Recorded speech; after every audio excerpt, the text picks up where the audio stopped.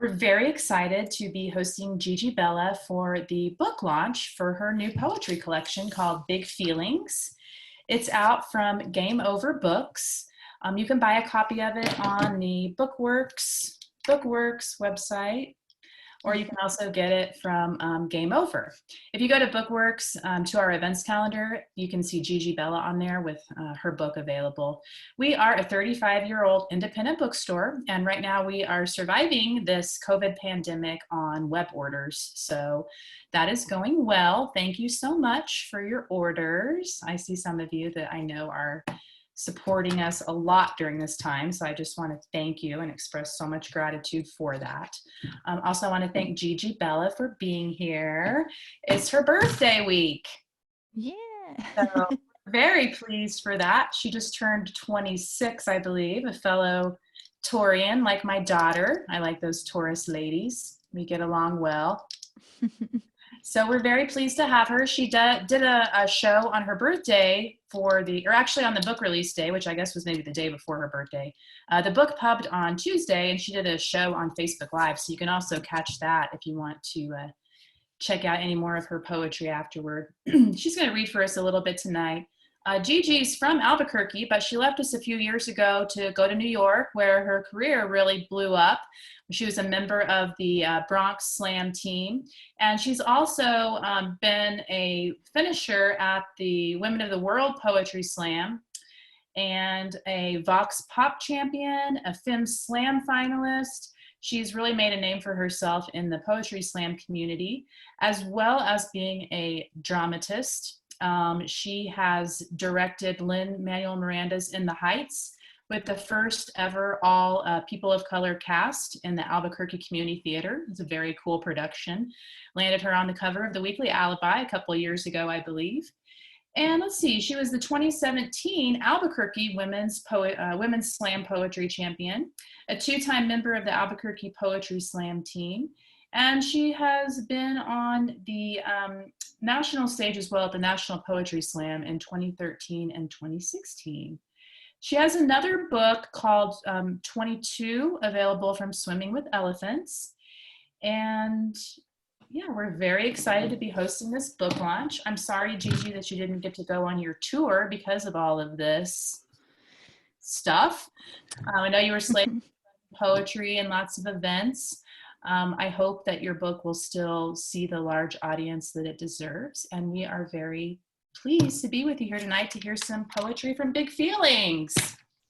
Thank you so much, Amanda. What a lovely intro. I'm really excited to be here. I'm really excited and grateful that Bookworks was still willing to hold this space even after everything kind of exploded. And it's a big deal, you know, for a lot of us who had books coming out at this time to be able to still be in community, even if only virtually. So thank you all for being here too. You are the community in that, and I really, really appreciate it. Yeah, I cannot believe that this is actually a little book that is here, and people are starting to get it in the mail, and it's crazy. I still haven't gotten it in the mail yet, so I'm still waiting for my box to get here. I'm very excited. I keep jumping every time I hear the little package beep at the door. So hopefully soon. I'm waiting on that still. And we'll do a little unboxing, but for now I've got my trusty edits binder that's full of the same poems, and a little bit to share with you from this collection. So I want to talk a little bit about Big Feelings and why that particular title and phrase and all that kind of stuff. When I was living in New York, I remember this specific conversation that I had with another poet friend of mine named Noel Quinones, who is one of my very best friends and currently pursuing an MFA in poetry. He's the founder of Project X in the Bronx, which is a Latino poetry organization. And we were sitting and just talking about kind of what it is to take a big chance with your heart, to take a big risk, and to really let yourself feel things all the way, and how our generation of people is really, really scared to do that. You know, we came up in like culture and Tinder, and you know, just we're not ones to really put ourselves out there in the big way. And I've lived my whole life kind of really against that grain. I've lived my whole life with something that I've deemed my big stupid heart and my big feelings, and kind of just putting myself out on for people, other people all the time, was something I've always really known and familiar with. So Big Feelings tells the story of that, of all the times that I've put my heart out there for other people who maybe it was unrequited, all the times as Latinos, we put our hearts out there for a country that maybe doesn't love us back or recognize us, all the times that we put ourselves out there and we get shut down by our own mental illness or substance abuse or things that just kind of take us for a whirlwind and wreck those parts of us that were put out there to begin with. And it's about the surviving of that. So all in all, I think it's the perfect time for this book to be out. It is about all the times that my world ended over and over and over again. And it's a roadmap out of that. And I'm really happy that people get to hold it in their hands when they're feeling maybe like they've lost everything. I keep saying the world ends over and over again. And the other day, somebody commented on something on Facebook on my video, and they were like, we have to remember that the world also begins. And I thought that was really lovely. So with that in mind, I'm going to go ahead and jump into this. And the first page in the book is actually the thank yous. So I want to go ahead and read those. I'm just kind of doing that every time because I feel like that is very much in the nature of the book. And also like joy and gratitude are things that are kind of few and far between these days. So these are the thank yous. To the ones who give me the biggest feelings. Noel Quiñones, thank you for singing me. Black nail polish and all these poems would not exist without you. Gabriel Ramirez, you are my greatest teacher. I learned it all from you. To D'Angeli Rodriguez de Lorbe, Alejandro Heredia, Tammy Lopez, and Sergio Jimenez, thank you for reminding me how very much I have to learn, for keeping me accountable, for allowing me to shine. To Devin Devine, Clementine Von Radix, and Sabrina Benaim, you are worth 1,000 spicy ketchups. To Rebecca Rivera, Golden, and Leah Hagen, you showed me my truest self in a basement with Moscato and secrets. Thank you for showing me what winning really feels like. To Glory B, the Austin Poetry Slam, thank you for being my safe haven when I really needed one. To Desiree Del Giacomo and my The Heart of It cohort, thank you for helping me to be strong right before all the really, really hard choices I had to make. To Andrea Gibson, it is truly unreal to know you. Thank you for believing in me and for your endless kindness. To Lauren Zuniga, forever hero, thank you for seeing me and all my glitter, for being the original Bloom Box. To Olivia Gatwood, if I had to trace back where this all started, a big part of it is with you. Thank you for continuing to inspire, staying strong, and showing us how wide our dreams can reach. To Lydia Andrews, my dear friend, the world is so lucky to hold your voice, all of your endless soft. To Rachel McKibbins, thank you for paving the way for all of the cholas with big, unapologetic hearts. To my Pink Door Coven, thank you for showing me how to truly get free. To Jay Ward, Liv Mamone, Madeline Lessing, Adrian Novi, Coco Flo, Akeem Rowland, Stephanie Westgate, Anita Diaz, Kay McClendon, Chance Bell, Benedito Figueroa, Elias Evander, Leonard Madrid, Moira Perry, Daniel Garcia, John Barr, Mary Ayala, Shannon Dunphy, and Shannon and Nicole Dunphy, and everyone who has ever believed I could do the thing. I really, really could not do it without you. To Pablo, thank you. You make beautiful things. Pablo did the artwork for the book. It's lovely. To Josh Savory and the entire Game Over Books team, thank you. Thank you. Thank you for seeing me. To my parents, my brothers, my sister, my family, I would not be without you.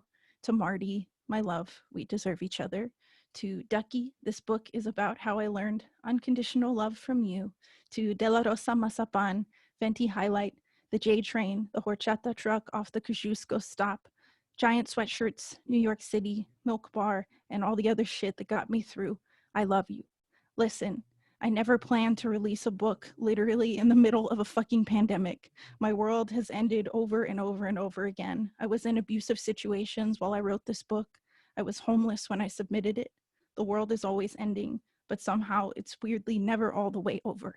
We only have each other and our stories and our reckless dreams. We are all just a big tangled ball of our big, big feelings, trying to move forward. Whether that means mapping a route to the moon or watching Frozen 2 beneath a mermaid blanket, begin wherever you are. May the stars and lip gloss kisses and your favorite cereal rise to greet you. I am so glad you're here. Thank you. So at the beginning of the book, I kind of identify what these big feelings are, how they kind of start to present themselves. So this is a poem. I think it's the first poem in the book, and it's called I Have Never Climbed a Tree. It's true, I have never climbed a tree.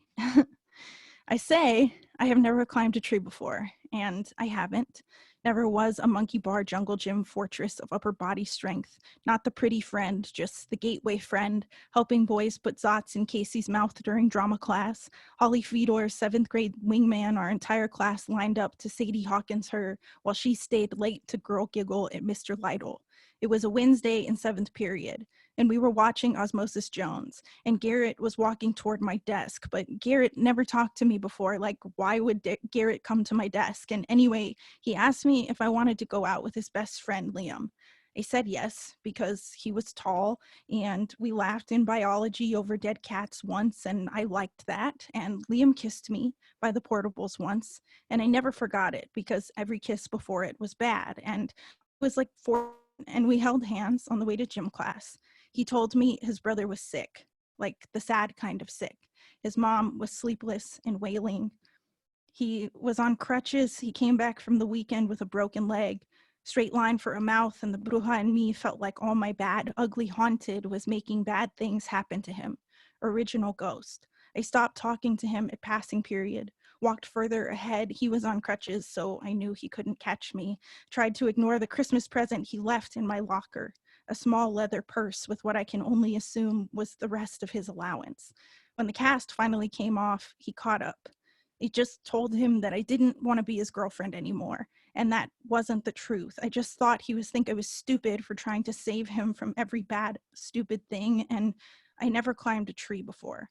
The only way to get back down is to fall, break a bone, and I feel like nobody saves the sidekick, queen of not cool, too soft for her own good. I feel like falling is all I know, like trying to save everyone is a serious mission I was never assigned, like maybe if I never climb, I'll save myself instead. So that's I have never climbed a tree before. That's a true story. And yeah, homeboy was pretty upset when I just like started avoiding him when he broke his leg, and I just started running away from him, as one might be. And then we had to go to high school together because it's Albuquerque and it's small. So, you know, there was comeuppance for that. I definitely got my karma for believing I was making bad things happen to him. I've always been a little bruja, even if I didn't know it, you know, it just came around. I figured it out later. We sorted our shit later. So speaking of bruja, this is my very Albuquerque poem. This is my love letter to Albuquerque. I was commissioned to write a book of poetry after a play by Leonard Madrid called Las Arañas. Leonard writes like New Mexican folklore through his own lens. He creates kind of like new worlds and new stories, and I was just so enraptured the first time that I read this play. There was one particular relationship that I thought was just so the language of my home, and it was the relationship between these two characters, Luce and Gus. They had known each other since they were children, and they were clearly in love with each other, but the way they interacted with each other was always like, I'm not in love with you, fool. I don't know anything about you. And I just really loved that. I thought that was so indicative of my parents and my friends and the way that I know that kind of love to be. So I wrote this poem after that relationship in the play. It's called Loose Gus. Porque love is all fucked up. It's like bugging someone until they get all butthurt or like pee-pee hearted or something. It's like telling them to get down from the car at the doghouse on your first date and you stand next to them and you're short and they're like all tall, but you figure it out anyways. You go to Sonic's for a shake and hold hands or whatever, but you're not in love or nothing. But your friends are all like, "Ee, that fool is cute." And you know it in your heart that the fool is actually really cute. And the first time you met was at Drama Fest in that weird little cow town at Eastern when you were like in high school or something, and you were all playing these weird theater kid games where you had to like moo at each other and stuff, and that fool had the best moo, like for real. Like if they were a cow they would jump all high over the moon because they're a fucking overachiever like that. But anyways, it's been a long time and you're all serio and stuff, and the future is a big deal. It's fucking scary, man, but you've known this fool for so long. They're the only person who makes you feel like the Sandia Mountains, or like your mom singing mariachi in the kitchen, or like 3 drinks at Anodyne. Yeah, they're the only fool who makes you feel like that. Like you're a ghost, but a really cool, fancy one who's dead in like the best way. Like you could be everyone who came before you, but also yourself. That fool makes you feel like good Palo Santo. Or like there's a luminaria in your heart and it ain't even Christmas. That fool makes you feel like a number 9 easy green breakfast burrito from Golden Pride when you're like the most homesick. Like chili from Hatch, like your mom's pozole, like a New Mexican watercolor sunset, yeah, like all that shit. But you're not in love or nothing. So that's Loose Gus. That's one of my favorite poems from the book. It makes me so happy to write about Albuquerque for people who don't know it as intimately as we know it, and like to give them a window into it. So I was really happy that we were able to include that poem in the collection. So this poem is kind of a little darker. I was learning a lot about formal poetry and things that people do on the page that are a little bit different, that communicate different ideas that we might communicate in performance, and how you translate that to the page.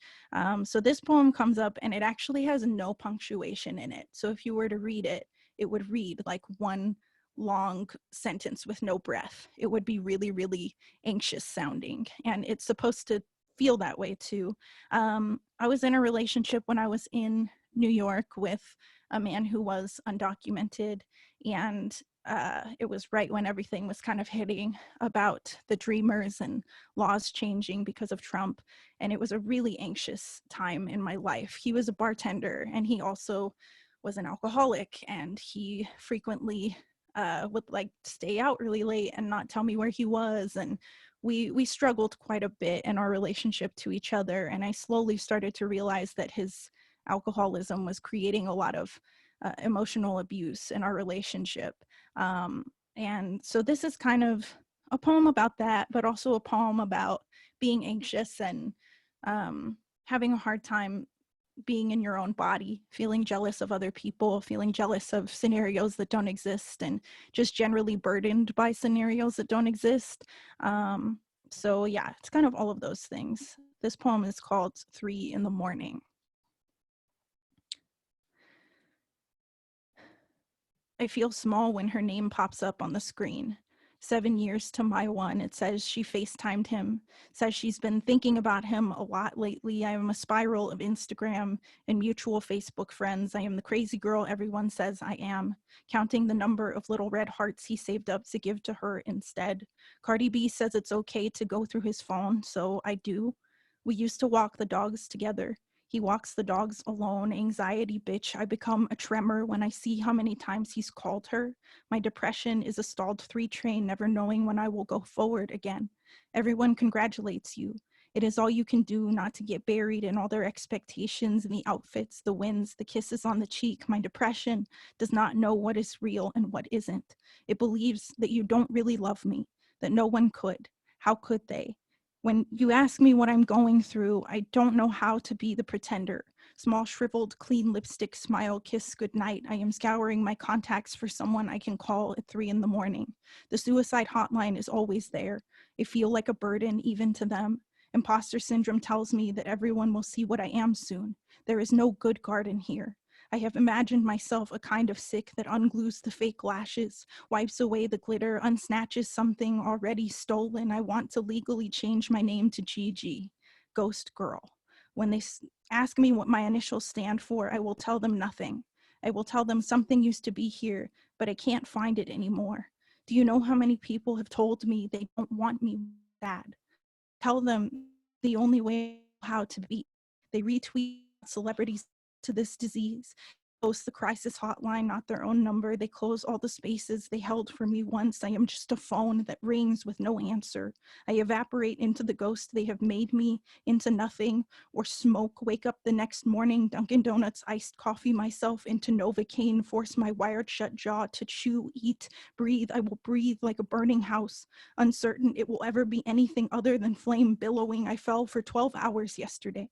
No one to catch me until my body renamed itself Pillar of Salt after looking back too many times, ignoring the fires, tattoo the words, "It's not my fault," on every square inch of me.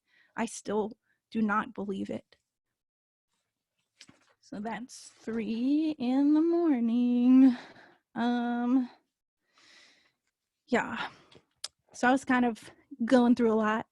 This next poem is called On the Drive Back, and it kind of explains some of the mixed feelings I was having. I came home to see my brother graduate from college, and there's a border checkpoint between here and Las Cruces that always used to make him nervous and that made me nervous. And I was back directing a play, and my boyfriend could not come to New Mexico because of the severe risk of it all. So I was just kind of writing about how I felt about all of that. This poem is called On the Drive Back. On the drive back, I see stars for the first time in months. I think about the cloud echoes of city, garbage streets permeating the summer. Stars in New York City can only be seen attached to commercials, YouTube red ads in Times Square. I think about the Mr. Softy truck from last summer, how it came out of hibernation just before I left. The driver remembered me. Our exchange of Spider-Man paleta brown joy, 90-degree sticky sweat clung to our inflatable swimming pool bodies. I cannot stop itching. My mother asks me not to be a protest picket at the border checkpoint, asks me not to say any of that American studies stuff. It is a joke, and we laugh until my body becomes amoeba riot, writhing under a fluorescent microscope. They examine a long line of cars, one after the other, waving them through, a flicked wrist and a puckered lip, apologizing for any inconvenience. I see the agent's hands change their tone, start speaking in caps. They speak in code to the men in the booth. The uninformed man says, "Roll down the window, stay still, answer my question, listen to my voice says stop, just stop." My mother tells me about the last time they stopped my brother. He will drive through again next week. Last time, they assumed his Spanish, bear-trapped his running tongue, wouldn't stop asking him where home was. I tell my boyfriend about the stars, how easy they are to see in a blank canvas desert. I think about him, huddled on the couch in Brooklyn, how safe he is. I see a falling star for the first time. Wish that those patrol hands, anxious to take, never look at him too long. I wish there were no hungry hands to worry about, no fluorescent lights, only stars. So, yeah, lots of big feelings, difficult big feelings, sad big feelings. This next poem comes right after that poem in the book. And I had an interesting conversation with my publisher where he was like, yeah, there were actually a few people who really wanted to take this poem out. And I told them that we couldn't because it was the essence of like the whole book. It breaks it up. It's the fact that joy and sadness and all of the big feelings live together. So in the midst of all that stuff I was going through, I got a kitten. I had a kitten who just randomly appeared in my life, and I had never taken care of anything else before. And I was so depressed and so lonely, and I wasn't even taking care of myself. And then suddenly I had this little thing that I had to keep alive, and it was pretty wild. So I wrote a poem about it. It appeared magically from bodega one day. He was brought home from an actual bodega. So this is ode to Ducky, the bodega kitten. to paws dipped in milk like forever socks, like miniature whiskers, freckled mouth with baby dinosaur teeth. I only got out of bed today to watch him snatch a ribbon, to Google whether or not it was okay to feed him pepperoni. I have not slept. Nights full of manyness and missing the boy and loneliness and unbeing. I children's Benadrylled my wine, did the sad drinking thing they tell you not to do. I have never been maternal, not even to myself. Tonight, he paws and kneads his way onto my bosom. Ah, fuck that. My titty shelf, tucks his soft monster head into décolletage and kiddies himself into dreaming, his toy drum heart beating, telling me stories of how he survived this big trash city, whispering, look at how we made it here together, reminding me that feeling small only means that I am so, so alive. He's giant now, and he always takes my chairs, so we have to stop that. But I just got this new computer chair, and I have a feeling it will soon become his computer chair. He's gonna sleep on it all the time. So yeah, this next section is a bunch of little-ish poems that I'm really excited about. I wrote a crown of sonnets, y'all. I did a thing. Yeah, I didn't go to school for poetry. I didn't even finish school. So it feels pretty wild to have literally moved and just been like surrounded by geniuses who were willing to teach me stuff, who were gracious enough to help me learn. And Gabriel Ramirez taught me this, and I just was so inspired by how he took the sonnet and really made it his own. So if you're unfamiliar, sonnets are highly formal. They are, 14 lines, 10 syllables each. And in a crown of sonnets, what you do is you connect them all like a little flower crown. And you've got these lines at the end that all kind of click into place with each other. So these 7 little poems all connect with each other, and they are called A Crown of Sonnets for the Empress of Breakups. I was dumped at the National Poetry Slam in 2018. It was very terrible. I put on a prom dress, I moved on, and I wrote a whole ass crown of sonnets about it. So these are those. This is a sonnet for the rebound. White boy says I'm sorry, says if I need to get a hold of him, I can message him on LinkedIn. White boy leaves nice voicemails, calls me at 7 on his way to work. White boy is lucky I had to be up anyway. He calls me because worry. I remember worrying about him. White boy says nothing. Watched my therapist pick his name out of wet tissue and blood. I am dancing on a grave. Is this love or assimilation? A cracked empire? Luxuriating a lover who will not understand me, one who will erase me simply by saying my name out loud. For the good date. I love the way you say my name out loud. This bar brings out all your travieso, Hanes white shirt, flicked back, mango tree tattooed next to obvious love. They warn me about your style, heart, laugh, still want you to bathroom graffiti me, Sharpie what you can't tell anyone else, whisper a recipe for heaven to the back of my jaw till I echo, maybe we are both just disappointing, sad, surrounded by putting green regret. Tonight, my sickness renamed itself hope. The only disappointment is with those who wallow in letting us go too fast. For all the things I can do now. It happened fast. Shaved the side of my head. It felt the same as piercing my septum, or the time I wore a mesh see-through shirt, cropped, open and soft, all bra obvious. I memorize everything you don't like. Now, I do it all because you are gone. You take leave, and I have a new closet, a new nose full of sterile stainless steel. I will get another bruja tattoo, cry all the ways you didn't want me to, remove the words calm down from new men's mouths, rewind the pillow thrown into the lamp. The nights you unmissed me until 4, stop saying, I don't know what to say. Half sonnet for what broke. I don't really know what to say, except that I love you and I want to keep fighting for this and putting things back together. I saw the beer in the fridge. I thought you said you had stopped. Please don't start again. I don't love you anymore. I don't want you to drown yourself to death over from my ex. I want you to drown yourself to death. I put your books in the corner so they can think about what they've done. Liar, whore, heart full of hornets, left the bed tainted. I know you only see me as a home, and that will never be enough. You know I want to be the lock on every door, the last drop of whiskey on every man you will ever love. I never hit you, only called you wasted to tell you I'm a good man. Told you to grow up out loud until they called security, watched you cry hard with your fake Spanish tongue. I just want you to learn what you deserve.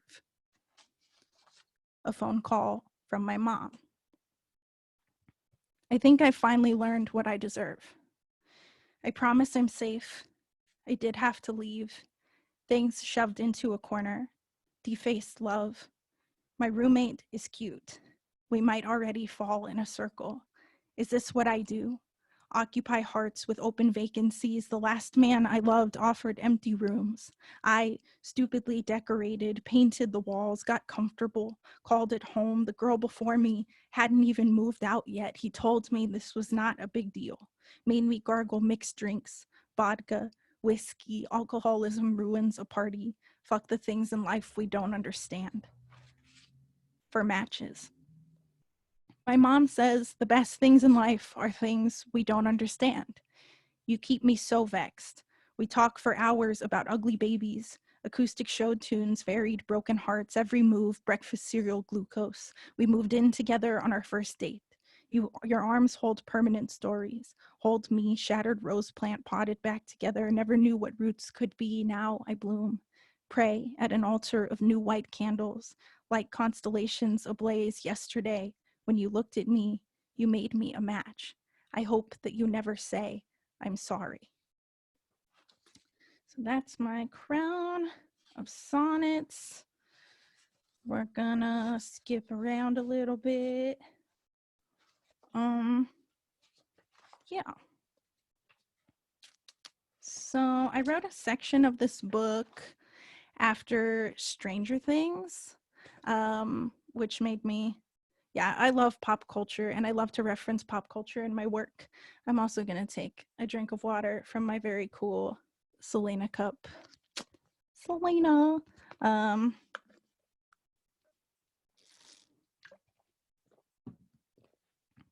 Hydration is important, even in a pandemic, especially in a pandemic. So I watched the third season of Stranger Things, and I was thinking about how trauma is really like an underlying theme of Stranger Things. So I wanted to write about a bunch of different things within that context, and there was a lot in the writing of that third season that really kind of jumped out at me. So I'm going to read two poems from the Stranger Things section. This poem is called Good Screams, Bad Screams. I tell him when you vote or post on Facebook about women's rights or think about your mom and your sister, I want you to remember my face right now, drenched in all my never going back. They say La Llorona drowned her children over a man wailing in the night, bad screams, and that's how I feel. Like I am wringing water out of my poems when I try to tell the nightmare of him. When I see his name anywhere, the letters run together, wet weeping, the howl I hear in the word home. I couldn't sleep for so long. Is it still a nightmare if it actually happened, or just my very logical brain praying to a very imaginary God to undo a cautionary past? I tried to tell them, spell it out in Christmas lights. They flooded my sorry lips with their own alphabet, said no, not him, childhood friend, very talented poet. He stole the food from my fridge once, let himself in my home, was in jail a few times, but no, are you sure you aren't confused, mixing up bad screams and good screams? What are good screams? Don't you know? The ones you asked for, so obviously wanted, the only ones we will accept, close the gate on you, stay haunted. No one can hear you down there anyway, and if they're not listening, I guess they won't believe you. This is called Justicia para Barb. In old pictures, my mom kind of looks like Barb from Stranger Things. Coke bottle lenses, and a tablecloth floral in jewel tones, all trapper keeper and homework and curfew, calling home from a 7-Eleven payphone after losing her keys at a prescription pill party she wasn't supposed to be at, lying at a cash register so miraculously placed at Amy's house during their cheap fake lie of a slumber party, mint prom dress, lace and long Hepburn gloves, matching rubber band braces. I do not like to go most places alone, and neither does my mom. And I guess that's how we end up with each other, but also how we end up with people we don't really want to be with in places we don't really want to be. And Charlie was on the football team, and he was popular. Popular Charlie with all of his popular Charlie friends at the popular drill team formal my mom needed a date to. And she didn't really want to be there with popular Charlie, but she still was. And that's, as the kids say, a mood. And popular Charlie thought it was popular to ask for a kiss at the door. And my unpopular mom said no, which was very unpopular. And popular Charlie did the popular thing and did what he wanted anyway, unleashed a small monster into my mother's maw. And anyway, assault is like a swimming pool we get sucked into at a party we didn't really want to be at. And everyone says they can't find us, but maybe they just don't want to until the monster's too big inside of us, eating us alive until he wins and it's too late. And in these stories, I picture my mom kind of like Barb from Stranger Things. And I guess I kind of look like my mom, and neither of us was ever very popular in high school. This is a note on Justicia para Barb.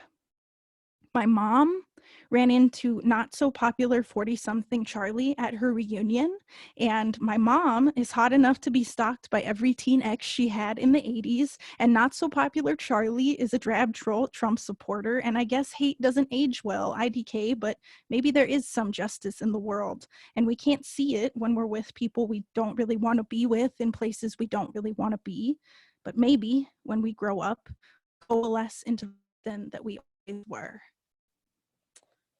So I just have a couple more for you. Yeah, I kind of like the transition out of the Stranger Things section into poems about joy and what our joy looks like. I think it was really important for me to remember that part of it all. So there's a transition out of the trauma. There's a way that we do make it out. And I'm going to go ahead and read one of those poems. My sister came to visit me when I was living in New York, and we made a lot of really beautiful, joyful, super femme memories together. And I wanted to write a poem to capture that. So this poem is called Femme Renaissance. Get up, bitch. You can't sleep till noon every day.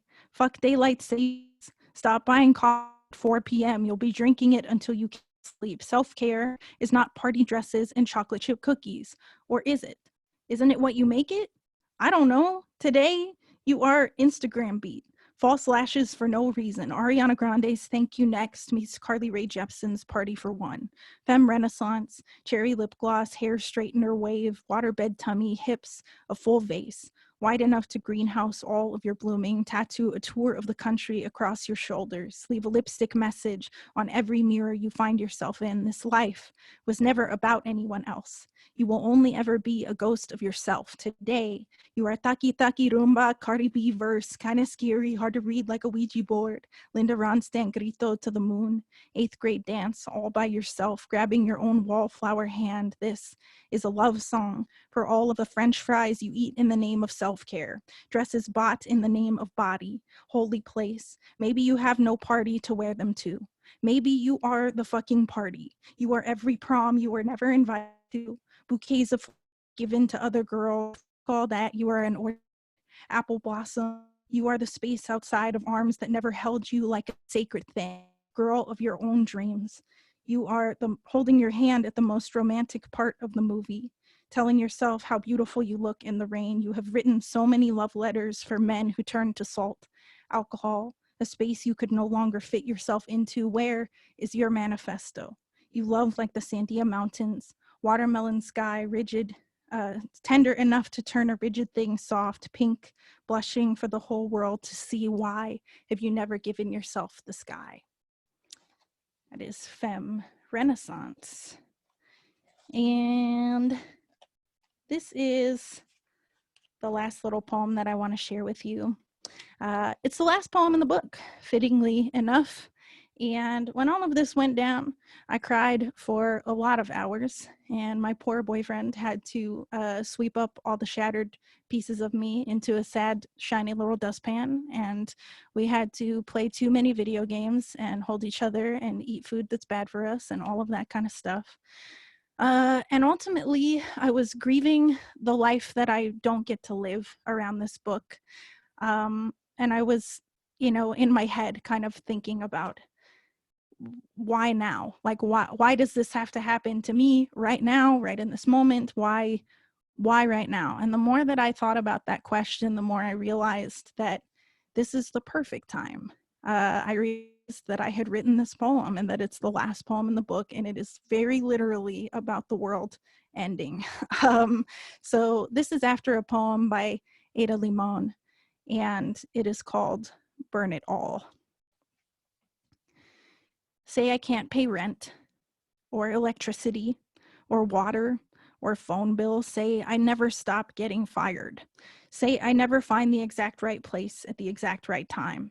Say they won't neuter my cat because I make $1 too much. Say I eat a lot of tuna. Say I've been burned out for the last 4 years. How can I still be burning? Say they turned my high school home into a very important gas station. Say, when will they gentrify the mountains? Say I do not know how to do my taxes. Say I am still sad tomorrow. Say I cannot hold it down with iced coffee. Say I eat gummy bears for dinner. Say you leave. Say I leave to see if it'll make me feel less alone. Say all I do is leave, or that's what it feels like at least. Say I do not know how to person. Say alone is not on my resume. Say I always get fired from it too. Collect unemployment. Say I don't make it after all. Say I am not all the things I thought I'd be. Say somehow it will all be okay. Say fuck it. Say we roll around in the grass. Say we stare down everything that will kill us. Say we post it on Instagram and make out and take a very sexy bath and all the bills we didn't pay. Recreate that scene from Pretty Woman. Say we run and run and run. Say we stop. Watch it all burning. The prettiest sunset. Say we have a picnic and watch the sky go down. Watch it all go down. Thank you so much.